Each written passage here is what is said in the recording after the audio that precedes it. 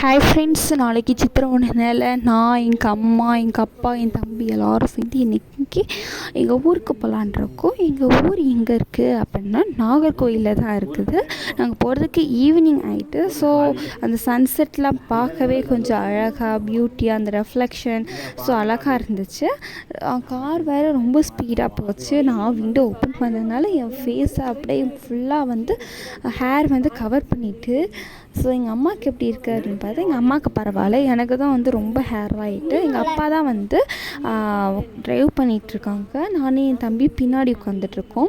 இன்றைக்கி நைட் ஆகும்போது பார்த்தோன்னா நிறைய கார்லாம் போக ஆரம்பிச்சிச்சு. பார்த்தோன்னா எல்லாேருக்கும் லீவ் விட்டுட்டு அப்படின்னு சொல்லிட்டு ஒரு வழியாக நாங்கள் நாகர்கோவில் ரீச் பண்ணிட்டோம். அங்கே நாகர்கோவில்னாலே டிராஃபிக் தான்.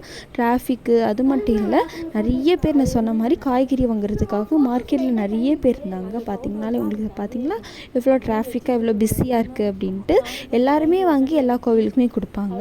அப்படியே நாங்கள் அந்த கோவில் போகும்போது போத்தீஸ் தாண்டி போகிற மாதிரி இருந்துச்சு. கடைசி ஒரு வழியாக கோவிலுக்கு வந்தாச்சு.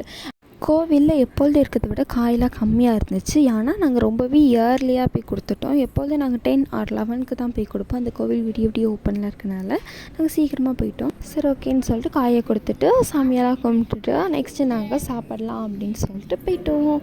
By bye friends.